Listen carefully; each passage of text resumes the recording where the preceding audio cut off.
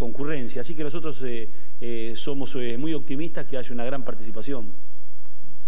Ministro, Pedro Romero, de la Agencia de Noticias Nova.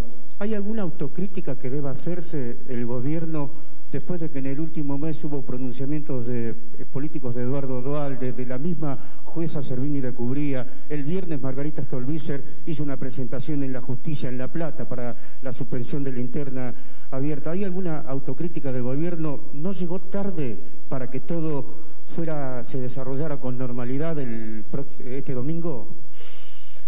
Mire, por un lado separemos el pronunciamiento de la justicia, como ha sido el pronunciamiento, que es una opinión finalmente respetable, de la jueza Servini de Cubría o del juez Blanco, que tiene que ver también con la necesidad de interpretar que estamos frente a un cambio cultural y los cambios en general, por diferentes motivaciones, generan resistencia. Todos los procesos de transformación generan resistencia, siempre es mucho más fácil lo conocido.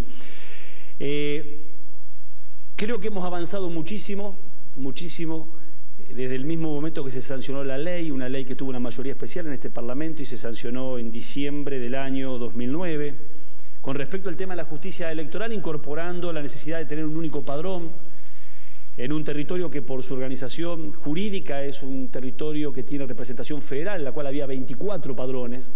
Quiero aclararle que el registro de electores lo lleva adelante la justicia electoral. Nosotros llevamos el registro de identidades con el Registro Nacional de las Personas y por primera vez, a partir de un proceso de modernización que llevamos adelante en el Registro Nacional de las Personas, que tal vez su manifestación más clara sea el nuevo documento nacional de identidad, que se hicieron 9 millones de nuevos documentos, todas esas novedades fueron incorporadas en línea a la justicia electoral, lo que hace hoy tener un padrón mucho mejor que el que tuvo históricamente la Argentina. ¿Es el mejor que podemos tener? No, falta muchísimo camino por recorrer. Con respecto al tema de las críticas de la dirigencia política, mire, yo se lo digo con mucho respeto, creo que es parte de la falta de madurez de la dirigencia política, muchas veces de la oposición, otras veces nuestra, para no reconocer aquellas cosas que se hacen bien. Esta ley es una ley que nos saca de un sistema de selección muy viciado.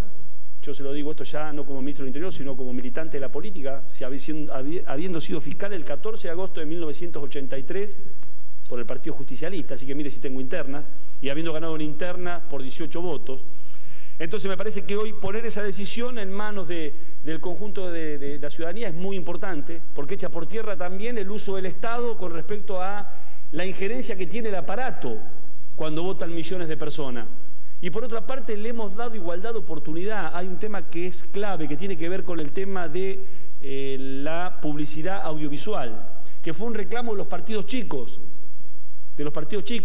que tenía que ver con la necesidad de que todos sus candidatos puedan hacer conocer sus propuestas con igualdad de oportunidades, independientemente de los recursos que dispusiese el partido o el candidato. De ahí que se prohibió la contratación de publicidad audiovisual por parte de particulares y partidos políticos.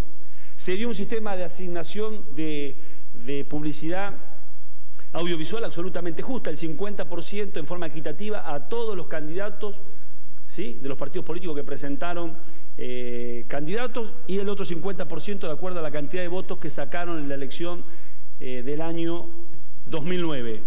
Sin ningún costo para el Estado. Esto lo prevé la ley de servicios audiovisuales, que se complementa con la nueva ley de reforma política, que establece que el 10% del total de emisión en el momento que se desarrolla la campaña electoral sea otorgado en forma gratuita para que el Estado lo reparta, como así también los recursos para boleta, ¿sí?, que la ley establece que el Estado Nacional se hace cargo del costo de una boleta por elector, es decir, de un padrón por elector, como así también los recursos que se asignaron para la campaña nacional. Yo creo que acá debería haber un reconocimiento, independientemente de este gobierno, que fue el que impulsó la reforma y que, como ustedes saben, fue resistida durante mucho tiempo. Desde el mismo momento que se convocó a esta mesa de diálogo, escuchamos expresiones de que esto no va a llegar a nada, que esto es parte de la estrategia del gobierno porque perdió en el año 2009 para entretener a la oposición.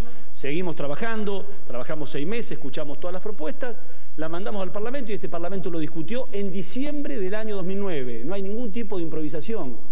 Casi con 2 años de anticipación sabíamos que la ley establecía que el segundo domingo de agosto se iban a desarrollar las PASOs. Buenas tardes, Santiago Estrella, del diario El Comercio de Ecuador. Señor Randazzo, acá. Cuando uno piensa en primarias, piensa generalmente en internas. ¿Qué reflexión hace el gobierno de la ausencia de internas realmente partidarias? Porque da la sensación de que esta va a ser unas primarias que más parecen algo así como una pre-primera vuelta, que vayan todos los candidatos los partidos políticos con un único candidato presidencial. Acá me parece que hay dos cuestiones. Una que tiene que ver con el tema de la idea de interna. Esto no es una interna, ¿está claro? Esto es una primaria abierta, simultánea y obligatoria. Siempre acordémonos paso, digamos, para evitar pronunciar el término interna, porque esto no es interna. ¿Qué podía ocurrir frente a la aplicación de esta ley? Que dentro de una misma organización política disputasen más de un candidato.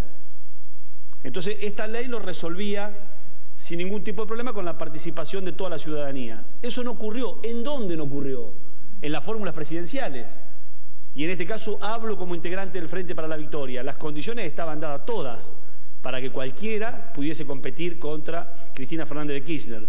La evaluación que nosotros hacemos es que por los grados de adhesión que tiene la presidenta, nadie quiso competir dentro del Frente para la Victoria, dentro de esta organización política, para ver quién era el candidato en las elecciones generales. Ahora, no es menos cierto que hay muchísima competencia en listas de senadores, de diputados nacionales, y ni hablar de aquellas provincias, como el caso de la provincia de Buenos Aires, que ha adherido a la simultaneidad, donde hay competencia en la lista de gobernador, en la categoría gobernador, en la categoría de legisladores provinciales, como así también en la categoría de intendentes. A ver, tenemos 10 listas, 10 fórmulas presidenciales, 61 fórmulas o 61 listas en la candidatura a senadores nacionales y 265 listas en la categoría diputados nacionales.